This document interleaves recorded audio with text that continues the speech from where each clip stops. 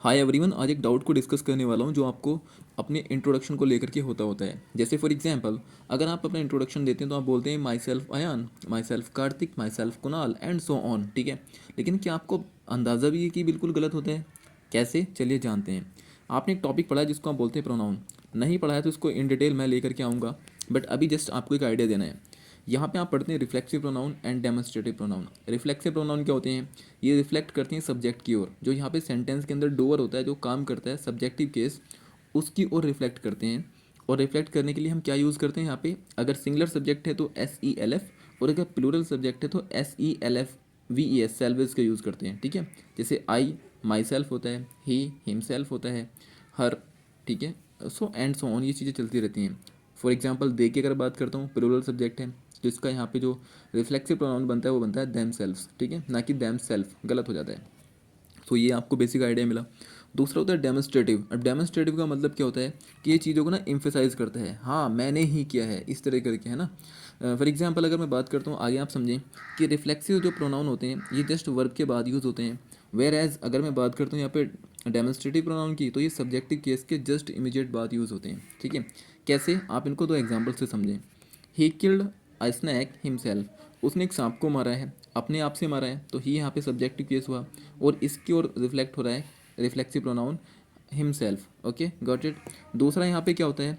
I my self did it, मैंने खुद से ही अपने आप से किया है। फॉर एग्जाम्पल, जब इन्वेस्टिगेशन होती है तो किसी क्रिमिनल से मालूम किया जाता है कि सर क्या ये आपने किया है, तो वो क्रिमिनल बाद में आकर के तंग होकर के कहता है, जब बहुत ज़्यादा उसके साथ एट्रोसिटीज़ होती हैं, yes I did it my self. ठीक है, या yes I my self did it, हाँ मैंने ही किया है।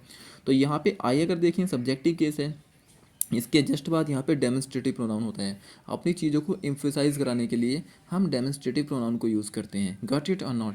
अब आप यूँ खुद देखिए कि जब आप बोलते हैं माई सेल्फ अयान या कुणाल, तो आप दोनों देखें, इस नाम को अगर हम बात करते हैं तो ये अपने आप में नाउन है। क्यों?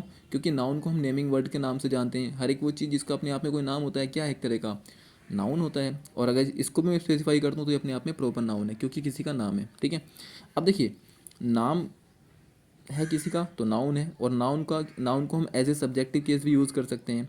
अब जब आपने इनको सब्जेक्ट की तरह यूज़ किया है तो उसके पहले माई सेल्फ लगाना क्या सही होगा? अगर आप इन प्रॉपर डेफिनेशन के अकॉर्डिंग देखें तो बिल्कुल ही गलत होगा। अगर रिफ्लेक्सिव की बात करते हैं तो रिफ्लेक्सिव वर्ब के जस्ट बाद आता है। ठीक है, अगर डेमोन्स्ट्रेटिव की बात करते हैं तो सब्जेक्ट के बाद आता है। ठीक है, तो सीधी सी बात है, ये बिल्कुल ही बिल्कुल गलत है। अब सवाल ये है कि यूज़ क्यों करते हैं? तो यूज़ कर लेते हैं क्योंकि मॉडर्न लैंग्वेज है भैया, कुछ भी यूज़ करो सब चलता है। ठीक है, वो वाला जो कॉन्सेप्ट है, वो वाली टेंडेंसी यहाँ पे चलती है।